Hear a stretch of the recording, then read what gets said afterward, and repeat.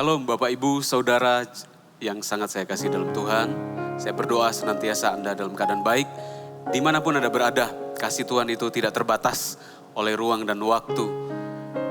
Kita harus percaya bahwa sekalipun dalam kesulitan, kita belajar dari alam.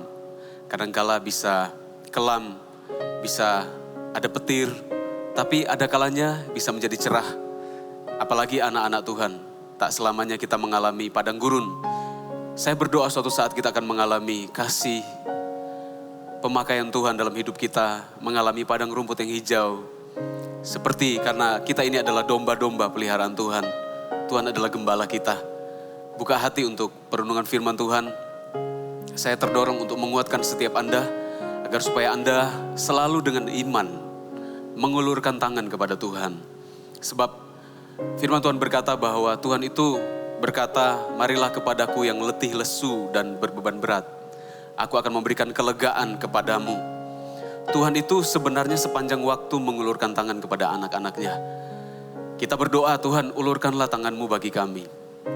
Tapi kadangkala kitalah yang harus mengulurkan tangan kita mengambil, meraih tangan Tuhan. Tuhan memberkati setiap kita, buka hati untuk firman Tuhan. Sebelum merenungkan firman bersama-sama, mari kita berdoa. Bapa, terima kasih buat kesempatan saat ini kami boleh bersama-sama dan berkesempatan untuk merenungkan firman. Kami sangat percaya situasi apapun yang terjadi, kalau kami merenungkan firman mendatangkan keuntungan bagi jiwa kami. Tidak mendatangkan keuntungan bagi siapapun, pertama-tama diri kami. Sebab kalau kami investasi waktu untuk dengar firman, maka firman itu akan menguasai hati dan pikiran kami. Dan kami menjadi orang-orang lebih dari pemenang. Kami akan naik, tidak turun. Kami jadi kepala bukan ekor. Kami adalah pemenang, bahkan lebih daripada pemenang. Itu janji firman Tuhan. Kami siapkan hati kami ya Tuhan, berbicara kepada kami melalui kuasa Roh Kudus. Karena Roh Kudus sajalah yang membuat kami mengerti, mengajar kami kebenaran. Dan juga ya Roh Kudus, Engkau yang memampukan kami untuk melakukan firman, melakukan kebenaran. Serahkan waktu ini ke dalam tangan Tuhan. Di dalam nama Tuhan Yesus Kristus, firman yang hidup. Kami berdoa, haleluya. Amin. Buka bersama firman Tuhan, Yosua pasal 4 ayat 20 sampai 24. Yosua 4 ayat 20 sampai 24. Saya bacakan untuk setiap Anda. Anda kemudian silakan melihat, menyimak ayat per ayat di Alkitab Anda masing-masing. Demikian firman Tuhan. Kedua belas batu yang diambil dari sungai Yordan itu ditegakkan oleh Yosua di Gilgal. Dan berkatalah ia kepada orang Israel demikian. Apabila di kemudian hari anak-anakmu bertanya kepada ayahnya, apakah arti batu-batu ini? Maka haruslah kamu beritahukan kepada anak-anakmu begini. Israel telah menyeberangi sungai Yordan ini di tanah yang kering. Sebab Tuhan Allahmu telah mengeringkan di depan kamu air sungai Yordan. Sampai kamu dapat menyeberang seperti yang telah dilakukan Tuhan Allahmu dengan laut Teberau yang telah dikeringkannya di depan kita. Sampai kita dapat menyeberang. Ayat 24, supaya semua bangsa di bumi tahu bahwa kuat tangan Tuhan dan supaya mereka selalu takut kepada Tuhan Allahmu. Dari perikop ini kita dapat sebuah cerita kalau Tuhan itu menyuruh bangsa Israel membuat sebuah tugu atau sebuah tumpukan batu, jumlahnya 12, supaya orang Israel itu mengingat kebaikan Tuhan, mengingat pertolongan Tuhan. Setiap suku mengambil satu batu, lalu ditumpukkan, diletakkan di satu tempat, dan supaya juga dari batu itu orang Israel diingatkan untuk mengajarkan iman kepada anak-anak.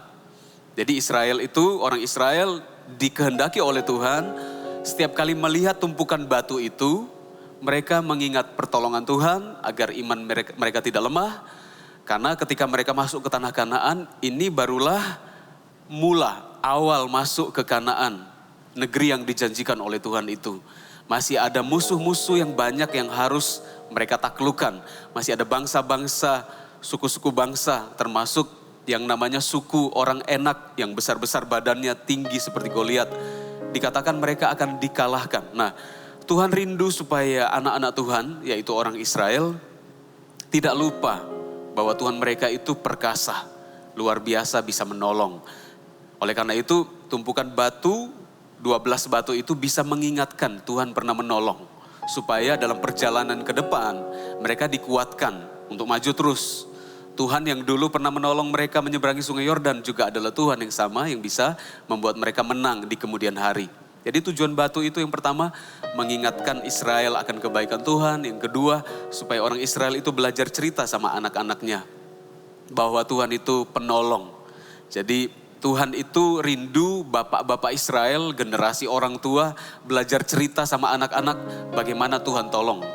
Supaya yang diwariskan itu bukan cuma harta, jasmani, bukan hanya keuangan finansial. Kita juga sebagai orang Kristen rohani di akhir zaman ini harus belajar menceritakan kebaikan Tuhan kepada generasi setelah kita. Kita memang melatih mereka berbisnis, kita cerita pengalaman kita berbisnis, tapi kita juga yang lebih penting adalah mengajarkan perjalanan iman kita bersama dengan Tuhan kepada anak-anak kita.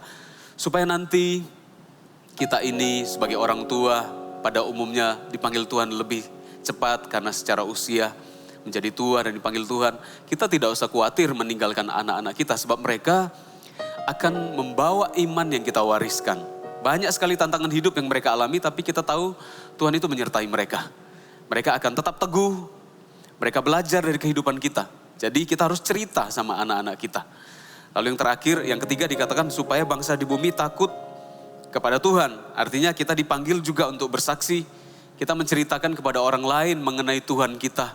Orang lain lihat kita, kata firman Tuhan, kita ini garam, kita ini terang dunia. Kita gak boleh tersembunyi. Perbuatan kita yang baik harus dilihat oleh orang-orang di sekeliling kita, tetangga kita, saudara-saudara kita yang belum percaya.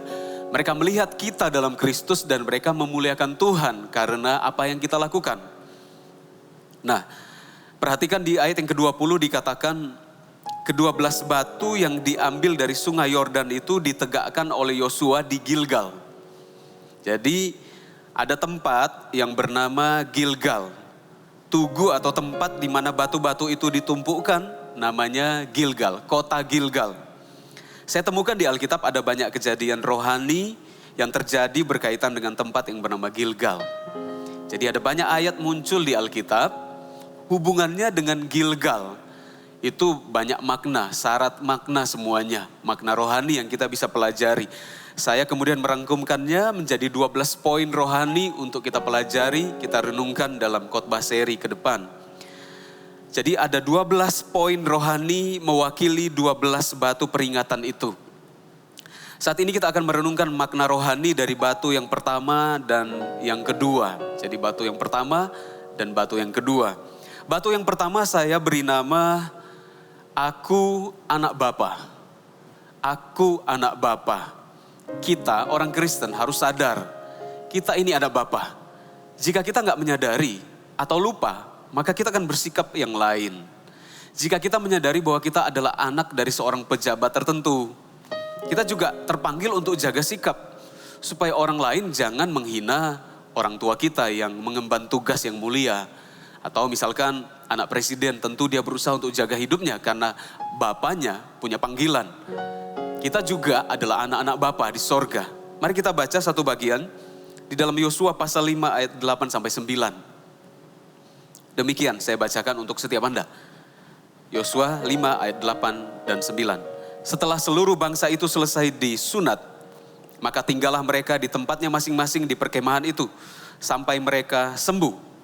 Ayat 9, dan berfirmanlah Tuhan kepada Yosua, hari ini telah kuhapuskan cela Mesir itu daripadamu. Cela artinya kehinaan. Itulah sebabnya nama tempat itu disebut Gilgal sampai sekarang.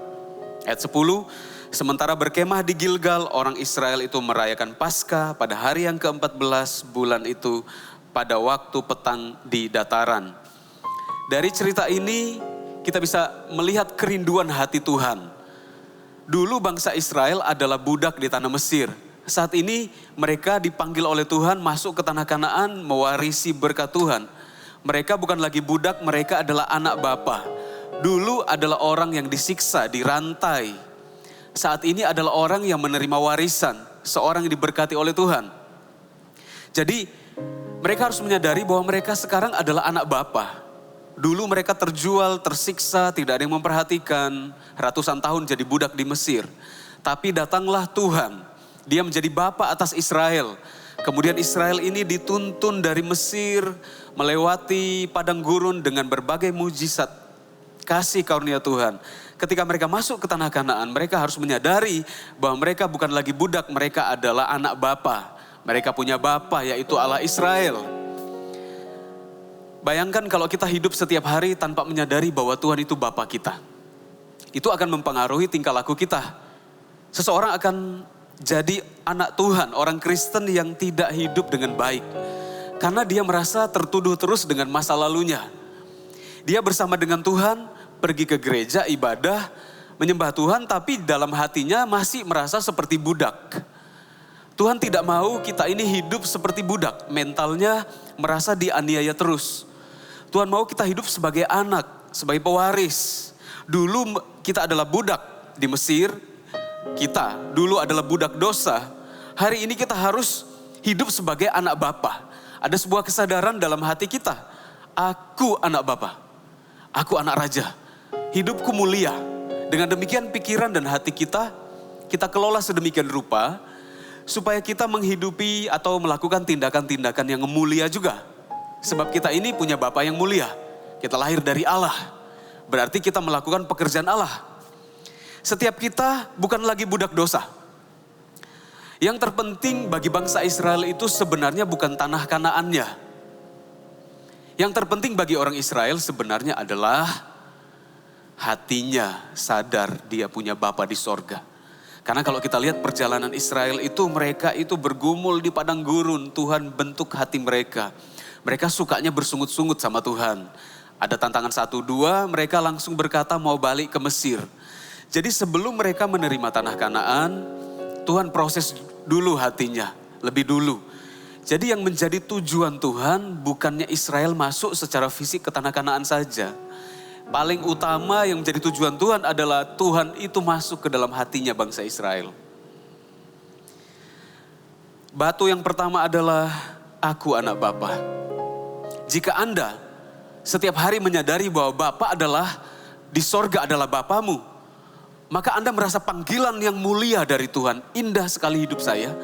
Hidup saya berarti berharga. Setelah saya menerima Yesus jadi Tuhan atas hidup saya, maka saya disucikan oleh Tuhan. Saya telah diterima jadi anak Tuhan. Saya telah disucikan dengan darah Kristus yang mahal. Berarti hidup saya juga mahal. Kesadaran bahwa kita adalah anak Bapa membuat kita mampu melakukan apa yang berkenan kepada Bapa.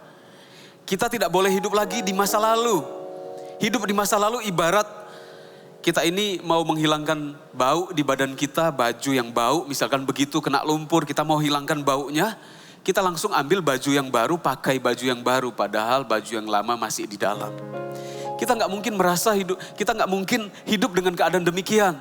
Kita mau hidup baru, wangi di hadapan Tuhan secara rohani, tapi baju yang lama masih kita pakai karena kita masih ingat-ingat masa lalu. Seperti bangsa Israel.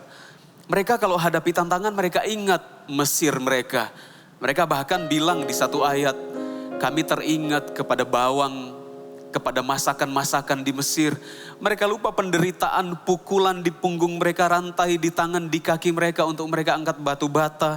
Untuk mereka membangun bangunan-bangunan di Mesir ratusan tahun, generasi demi generasi. Mereka lupa hanya karena soal makanan. Kita ini nggak boleh lihat ke belakang. Tidak boleh tertuduh lagi dengan apa yang terjadi di belakang. Harus maju bersama dengan Tuhan.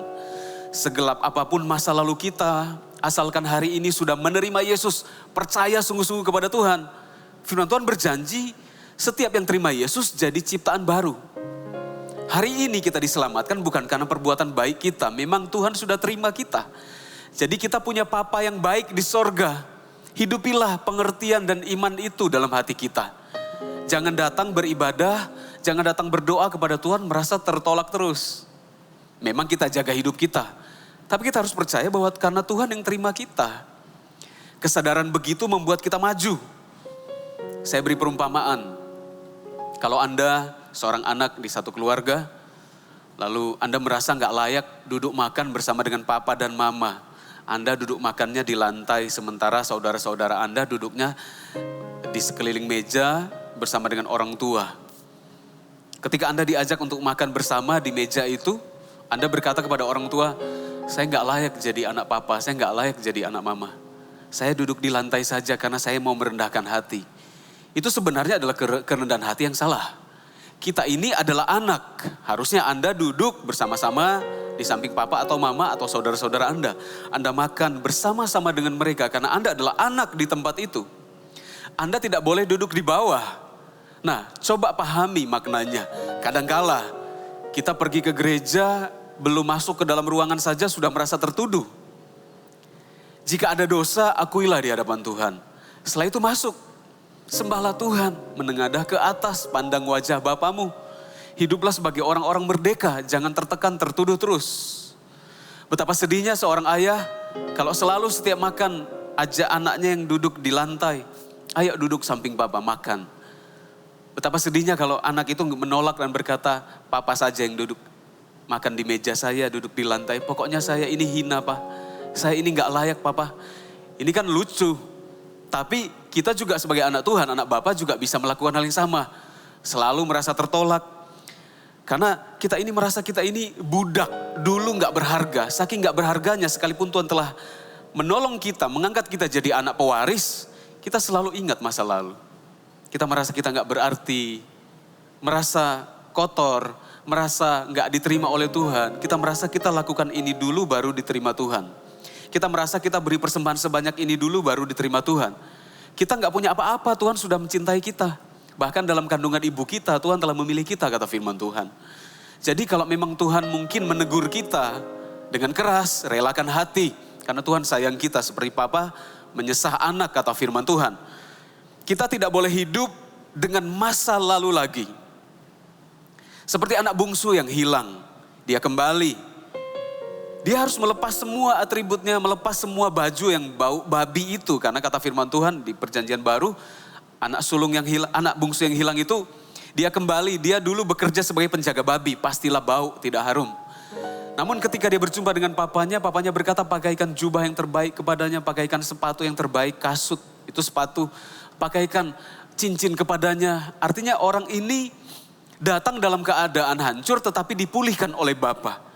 Nah, anak yang bungsu yang hilang ini tidak boleh setelah diterima papanya. Dia kemudian meratapi nasibnya setiap hari. Dia sudah tinggal di rumah papanya tapi masih ingat dulu memelihara atau penjaga babi. Orang yang selalu memikirkan bahwa dirinya hina, nggak bisa buat apa-apa. Orang yang selalu memikirkan dirinya itu jauh dari Tuhan, tidak mungkin dicintai Tuhan. Tidak mungkin mengerjakan pekerjaan besar. Saya nggak berkata bahwa kita hidup dalam dosa terus. Kita telah diterima oleh Tuhan, dosa kita telah dihapus dengan darah Yesus yang mahal. Tapi kemudian setelah itu kita harus hidup, mengasihi Tuhan, percaya bahwa kita ini telah dilayakkan oleh Tuhan.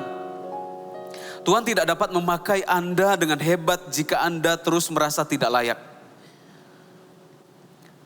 Kita harus maju ke depan, seperti kalau bawa kendaraan, bawa mobil, mengendarai mobil. Kalau mata kita selalu lihat ke belakang, kita akan nabrak orang. Kita akan tidak sampai ke tujuan. Anak-anak Tuhan juga jangan lihat terus ke belakang, lihatnya ke depan, apa rencana Tuhan. Saya ini adalah anak Bapa, saya akan maju bersama dengan Bapa. Memang dulu saya nggak layak, tapi hari ini Tuhan telah melayakkan saya. Oleh karena itu saya akan maju bersama dengan Tuhan.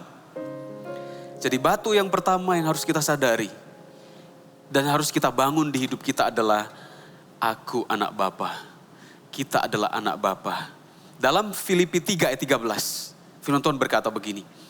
Aku melupakan apa yang telah di belakangku dan mengarahkan diri kepada apa yang di hadapanku. Sekali lagi, aku melupakan apa yang telah di belakangku dan mengarahkan diri kepada apa yang di hadapanku. Setiap Anda, mari arahkan pandangan ke depan. Jika ada dosa, mohon ampun sama Tuhan. Berdoa sama Tuhan. Tuhan, kuduskan, sucikan hidup saya. Tidak ada yang sempurna, saya pun yang menyampaikan firman ada banyak kelemahan. Semua kita yang mendengarkan pasti ada kelemahan. Mari kita datang kepada Tuhan, akui semua dosa kita Tuhan. Layakkan kami, sucikan kami. Setelah itu, setelah Anda dilayakkan oleh Tuhan, majulah dengan gagah perkasa. Engkau adalah anak Bapa. Setiap Anda bukanlah orang yang sendirian. Yatim piatu mungkin secara manusia papa mama sudah dipanggil Tuhan, mungkin ada di antara Anda demikian. Tapi kita harus ingat, firman Tuhan berkata bahwa Bapa itu, Allah itu adalah Bapa bagi anak yatim piatu. Dia menjadi Bapa bagi kita semua. Filipi 3 ayat 13 berkata, saudara-saudara, sekali lagi saya baca ya, saudara-saudara, aku sendiri tidak menganggap bahwa aku telah menangkapnya. Tetapi ini yang kulakukan, aku melupakan apa yang telah di belakangku dan mengarahkan diri kepada apa yang di hadapanku. Hendaklah setiap Anda berkata, aku adalah anak Bapa. Setiap Anda adalah anak Bapa. Ayo terima Yesus dalam hidupmu. Setiap orang yang menerimanya diberinya kuasa, kata firman Tuhan di Yohanes, untuk menjadi anak-anak Allah, yaitu mereka yang percaya dalam namanya. Jadi satu syarat untuk kita jadi anak Bapa di sorga adalah membuka hati dan berkata, ya Tuhan Yesus, hiduplah dalamku, aku menerima Engkau, ampuni dosa-dosaku dan berikan aku masa depan yang indah. Maka kita kemudian menjadi anak Bapa. Yang kedua, batu apakah itu? Saya beri nama strategi. Anda bisa katakan strategi. Ya. Kenapa saya namakan strategi? Mari kita lihat ayat berikut. Yosua pasal 10 ayat 14 dan 15. Demikian firman Tuhan. Belum pernah ada hari seperti itu, baik dahulu maupun kemudian, bahwa Tuhan mendengarkan permohonan seorang manusia secara demikian. Sebab yang berperang melawan orang Israel ialah Tuhan. Ayat 15, kita fokus ke ayat 15. Kemudian Yosua dan seluruh orang Israel menyertainya pulang kembali ke tempat perkemahan di Gilgal. Ternyata Gilgal, tempat di mana mereka mendirikan batu itu, 12 batu peringatan itu, menjadi base campnya orang Israel untuk menaklukkan tanah Kanaan. Jadi Gilgal adalah tempat di mana orang Israel itu membuat strategi. Bagaimana bisa menyerang kota ini, bagaimana bisa menaklukkan suku ini, bagaimana bisa mengambil alih seluruh tanah Kanaan. Gilgal adalah tempat di mana orang Israel membuat planning mereka. Makna rohani yang kita bisa petik adalah, setelah Tuhan selamatkan kita, kita perlu mengisi hidup kita dengan benar. Kita perlu membuat strategi-strategi yang baik untuk hidup kita. Kita telah diselamatkan, itu satu bagian. Tapi setelah kita diselamatkan, kita harus berpikir, bertindak untuk mengisi waktu-waktu kita ke depan.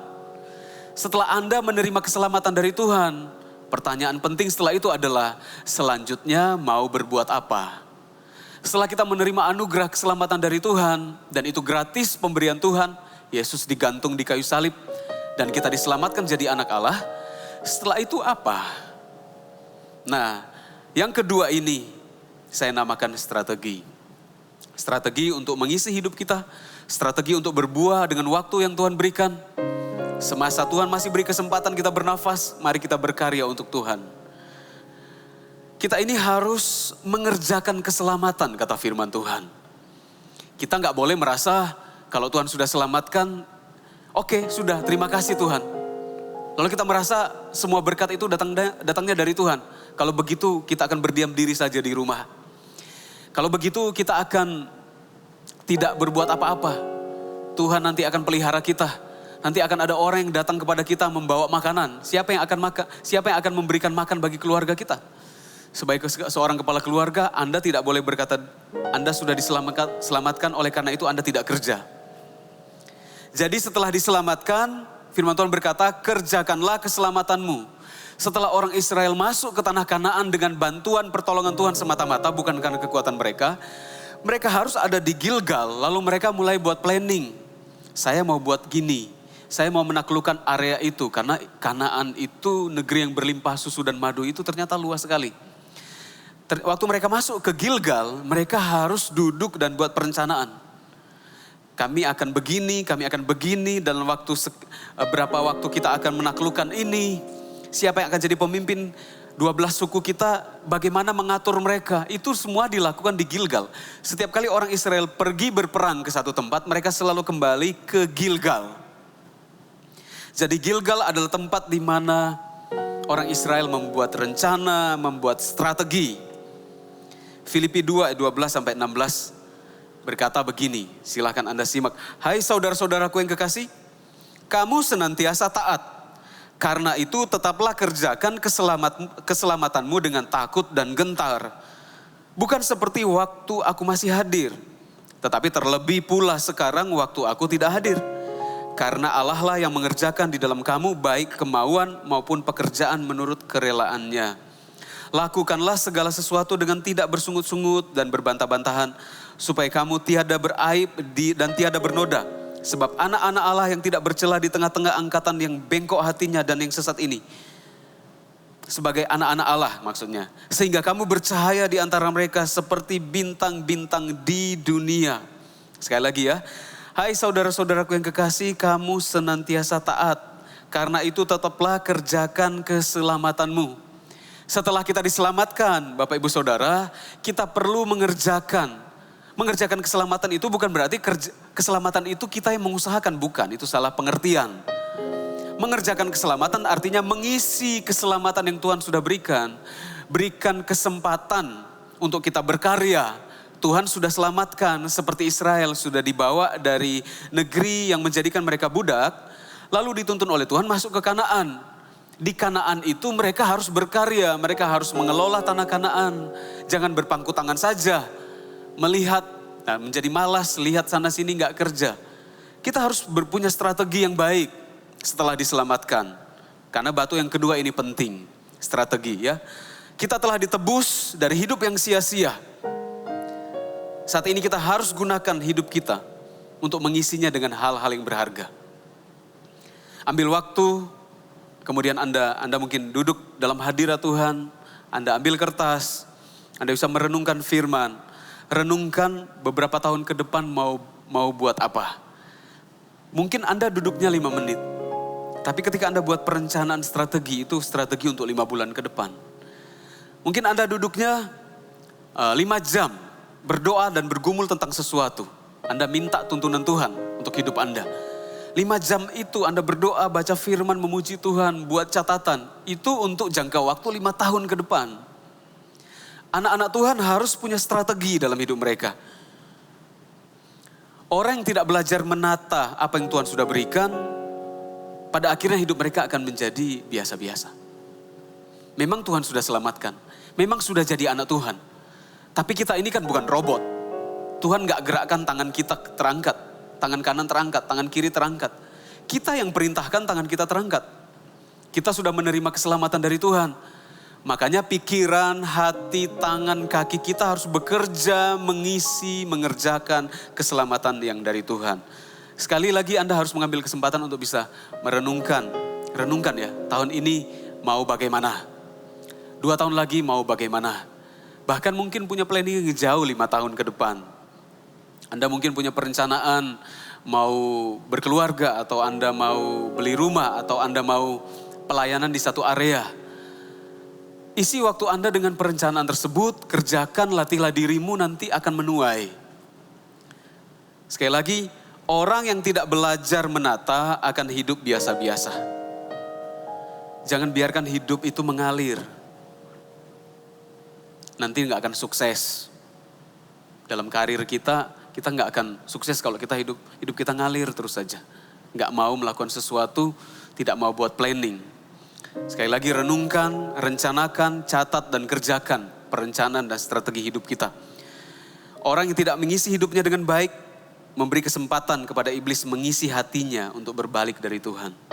Lama-kelamaan orang yang gak melakukan apa yang benar, sekalipun dia telah diselamatkan, lama-kelamaan yang dia kerjakan adalah kehendak iblis. Di firman Tuhan dikatakan di Lukas 11 ayat 24 sampai 25 berkata begini. Lukas 11, 24 sampai 26. Apabila roh jahat keluar dari manusia, ia pun mengembara ke tempat-tempat yang tandus mencari perhentian. Dan karena ia tidak mendapatnya, ia berkata, aku akan kembali ke rumah yang telah kutinggalkan itu. Maka pergilah ia mendapatkan rumah itu bersih, tersapu dan rapi teratur. Lalu ia keluar dan mengajak 7 roh lain yang lebih jahat daripadanya, dan mereka masuk berdiam di situ. Maka akhirnya keadaan orang itu lebih buruk daripada keadaannya semula. Lihat, Tuhan memberikan perumpamaan. Ada seseorang, roh jahat itu keluar dari hidupnya. Kapan roh jahat keluar dari hidup kita? Yaitu waktu kita jadi anak Bapa. Ada Roh Kudus dalam hidup kita. Ada Yesus, tubuh kita ini jadi bait Allah. Tuhan tinggal dalam kita. Kita telah dicap bahwa kita adalah anak Allah. Tapi kemudian setelah itu kita tidak buat apa-apa. Nah, kata firman Tuhan, lama-kelamaan kita nggak mengisi hidup kita mengerjakan dengan kebaikan firman Tuhan masuk dalam pikiran dan hati. Kita menjadi kosong. Kita menolak Tuhan lama-kelamaan. Tidak berbicara dengan Tuhan. Lama-kelamaan roh jahat yang keluar daripada kita. Yang dulunya kita ini diselamatkan, dibebaskan dari belenggu roh jahat itu. Roh jahat itu pergi. Roh jahat itu akan pergi mengembara. Dia cari tempat tinggal. Tapi karena nggak ketemu. Dia balik lagi kepada kita. Roh jahat itu melihat kita nggak diisi dengan hal yang baik. Hidup kita jadi berantakan. Roh jahat bisa masuk lagi dan kita pada endingnya akan menjadi lebih jahat. Keadaan kita akan lebih parah dibanding yang sebelumnya. Perumpamaan kalau saya lihat kendaraan-kendaraan itu kalau nggak dipakai lama-kelamaan berkarat. Hidup kita ini setelah diselamatkan, kita harus tentukan kita mau jadi apa. Karena kalau tidak, kita juga bisa jadi karatan rohani. Sebuah benda, sebuah barang kalau digunakan justru jadi lebih baik, jadi bagus. Tapi kalau barang hanya tergeletak, nggak diapa-apain, karatan pasti datang. Demikian hidup kita. Kita harus mengisi, mengerjakan keselamatan yang telah Tuhan lakukan dalam hidup kita. Keselamatan telah diberikan, penyediaan telah diberikan, kesempatan telah diberikan oleh Tuhan. Jangan jadi seperti seekor ayam yang mati di lumbung padi. Kita punya Allah yang berkuasa. Kita punya talenta yang Tuhan berikan. Tapi jangan setelah kita diselamatkan, kita mati nggak buat apa-apa. Padahal di sekeliling kita bisa menabur, kita bisa menuai, kita bisa melakukan ini dan itu. Talenta kita bisa kembangkan. Setiap waktu yang Tuhan berikan adalah kesempatan mengembangkan hidup karunia Tuhan. Amsal 24 ayat 6 berkata, karena hanya dengan perencanaan engkau dapat berperang dan kemenangan tergantung pada penasihat yang banyak. Bahasa Inggrisnya berkata, strategic planning is the key to warfare, to win. Jadi strategi itu ternyata adalah kunci daripada peperangan. Kita buat perencanaan, bahasa Indonesianya perencanaan. Dalam bahasa Inggrisnya strategic planning is the key to warfare, to win. Mari kita buat perencanaan hari ini. Puji Tuhan kita telah diterima sebagai anak Bapa. Puji Tuhan untuk itu. Terima kasih kepada Tuhan. Tidak ada andil bagian kecil apapun dari hidup kita. Yang kita lakukan sehingga kita diselamatkan. Hanya darah Yesus disalib yang menebus kita dari manusia lama. Terbelenggu dari dosa, diangkat oleh Tuhan jadi manusia baru dalam Tuhan. Tetapi setelah itu, mari kita buat strategi dalam hidup kita ke depan. Buat perencanaan ini dan itu. Mungkin Anda punya kelebihan. Maksudnya Anda punya sebuah talenta tertentu. Mungkin di bidang olahraga atau Anda suka teknologi, suka fotografer. Coba Anda renungkan, pikirkan. Atau Anda suka masak, kembangkan itu. Atau suka jahit, ayo mungkin ada wanita. Tapi enggak tergantung wanita juga ya, ada pria-pria juga suka jahit. Apapun itu di tanganmu kerjakan untuk menjadi besar di dalam Tuhan. Setiap Anda adalah anak Bapa di sorga. Setiap kita adalah anak Bapa di sorga. Itu adalah kesadaran iman yang teguh. Itu adalah batu yang menjadi landasan iman kita. Kita ini adalah anak Bapa. Bapa kita baik, Bapa kita sempurna. Kita ini juga berarti adalah orang-orang yang bisa mengejar kesempurnaan itu. Sekalipun gak ada manusia sempurna, tapi Tuhan suruh kita jadi sempurna. Tuhan berkata, kejarlah kesempurnaan itu. Kerjakan. Jadi yang pertama kita adalah anak Bapa, yang kedua kita mengisi hidup kita dengan strategi yang Tuhan berikan. Saya menantang setiap Anda yang mendengarkan. Mungkin ada yang merasa tertolak terus hidupnya. Setiap kali doa merasa Tuhan gak dengar. Lalu Anda lihat orang lain. Anda merasa orang ini baik hidupnya. Dia mungkin lebih disayang oleh Tuhan dibanding saya. Orang ini banyak kelebihannya. Teman saya ini banyak kelebihannya. Sepertinya Tuhan lebih sayang dia. Darah Kristus itu menyucikan setiap orang sama, Bapak Ibu Saudara. Anda pun disucikan dengan darah yang mahal, yaitu darah Kristus yang gak bisa dibayar oleh tindakan manusia apapun. Kebaikan manusia apapun gak bisa bayar darah itu. Marilah hidup, bangkit, lihat Tuhan, bahwa Tuhan mengasihimu. Tuhan menerimamu, Tuhan sayang engkau. Tuhan mau berperkara dalam hidupmu. Jangan lagi terintimidasi setiap hari. Nah, roh jahat itu pekerjaannya setiap hari dari dulu sampai sekarang, kata firman Tuhan. Sampai nanti akhir zaman, satu saja pekerjaan roh jahat. Roh jahat itu dinamai pendakwa. Orang atau pribadi yang setiap hari nunjuk anak Tuhan. Kamu gak layak, kamu gak dicintai. Lihat orang-orang gak suka kamu. Lihat orang-orang gak memberi kamu salam. Gak menyalami kamu. Lihat orang-orang itu gak mendoakan kamu. Mereka lupa kamu. Mereka gak memberi kamu senyum. Hal-hal kecil bisa mengintimidasi kita. Orang itu nggak panggil nama kamu, yang lain dipanggil, ngajak begini, ngajak pergi keluar, Anda enggak. Setiap hari roh jahat mengintimidasi anak-anak Tuhan, makanya namanya pendakwa. Tapi firman Tuhan berkata, telah dikalahkan pendakwa kita. Dengan apa? Dengan darah Kristus. Setiap kali Anda di rumah Anda merasa sendirian, setiap Anda merasa Anda nggak layak, Anda di rumah semua orang menjauhi, Anda harus memperkatakan firman Tuhan, aku anak Bapa. Aku dicintai oleh Bapa. Hidupku berharga di hadapan Tuhan. Aku telah ditebus dengan darah yang mahal. Terimalah fakta ini. Bagi Anda yang mendengarkan, mungkin Anda belum menerima Yesus. Anda mau jadi anak Bapa? Buka hati dan berkata, Yesus masuk dalam hatiku. Terima kasih buat pengorbananmu telah menyelamatkanku. Setiap Anda yang mendengarkan, engkau anak Bapa. Yang kedua, buatlah perencanaan untuk hidupmu setelah diselamatkan oleh Tuhan. Apapun panggilanmu. Kalau engkau seorang suami, Anda buat planning. Tahun ini apa yang akan dikembangkan? Hubungan Anda dengan istri Anda, adakah sesuatu yang selama ini mengganjal? Adakah sesuatu yang harus dibuang? Renungkanlah dalam hadirat Tuhan, catat, minta Tuhan berikan kekuatan untuk Anda bisa mengelola hubungan itu dengan baik. Ketika Anda, itu bagian satu lagi, bagian yang lain lagi, banyak bagian yang lain.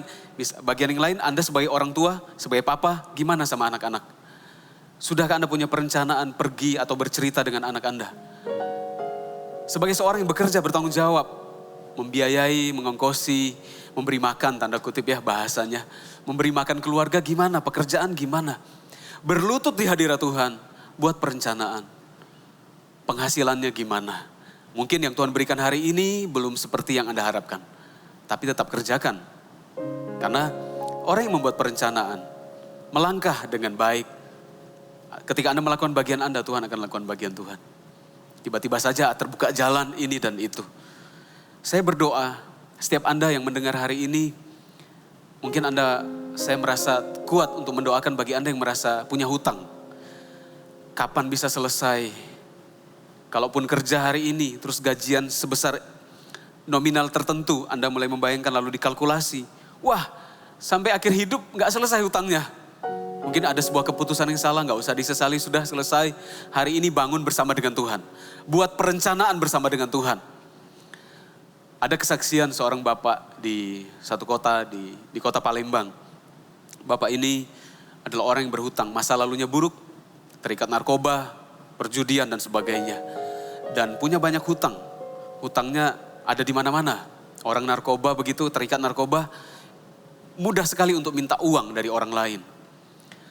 Kemudian bapak ini puji Tuhan, bertobat, pergi ke gereja, dibaptis, dan kemudian mulai menata hidupnya.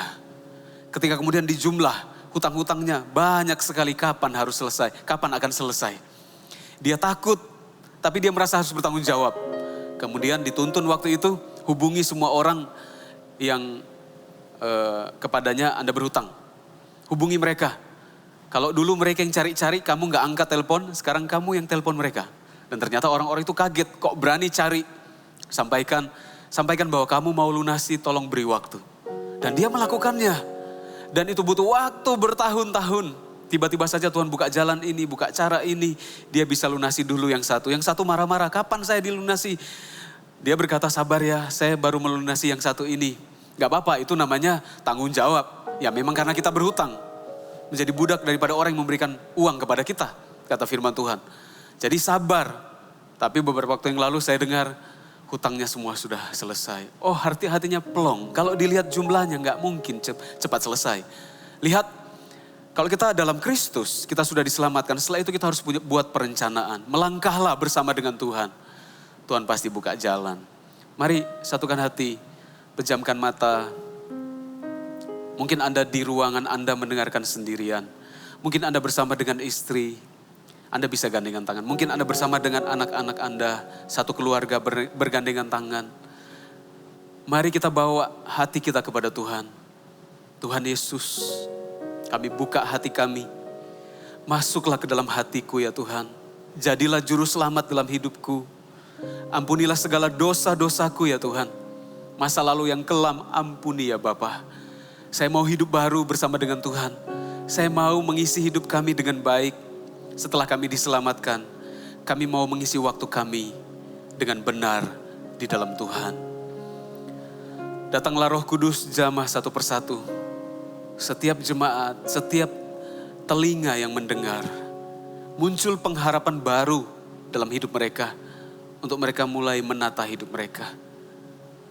Meteraikanlah firman-Mu ya Tuhan. Kami terima kemenangan dalam Tuhan. Aku anak Bapa. Dan setelah itu aku akan merencanakan hidupku bersama dengan Roh Kudus. Haleluya. Mari kita nyanyikan satu lagu. Jika Anda tahu lagu ini, Anda ikut menyanyikannya waktu Anda menyaksikan. Hidupmu berharga bagi Allah. Tiada yang tak berkenan di hadapannya. Hidupmu berharga Bapak Ibu Saudara. Dia ciptakan kau turut gambarnya. Sungguh terlalu indah kau bagi dia. Dia berikan kasih-Nya bagi kita. Dia telah relakan segala-galanya. Dia disalib untuk tebus dosa kita. Karena hidupmu sangatlah berharga. Bulu yang terkulai takkan dipatahkannya. Dia akan jadikan indah. Sungguh lebih berharga sumbu yang telah pudar, takkan dipadamkannya. Dia akan jadikan terang untuk kemuliaan-Nya. Biar lagu ini Anda terus nyanyikan bersama keluarga Anda, atau Anda terus nyanyikan ketika Anda melakukan aktivitas. Terimalah, jadilah anak Bapa karena engkau menerima Yesus. Dan setelah itu, rencanakanlah dengan strategi berasal dari Roh Kudus. Terimalah kemenangan dari Tuhan. Terimalah berkat dari Allah Bapa, dari Tuhan Yesus, dari Allah Roh Kudus. Yang percaya dia adalah anak Bapa dan punya masa depan yang indah. Sama-sama katakan, amin. God bless you.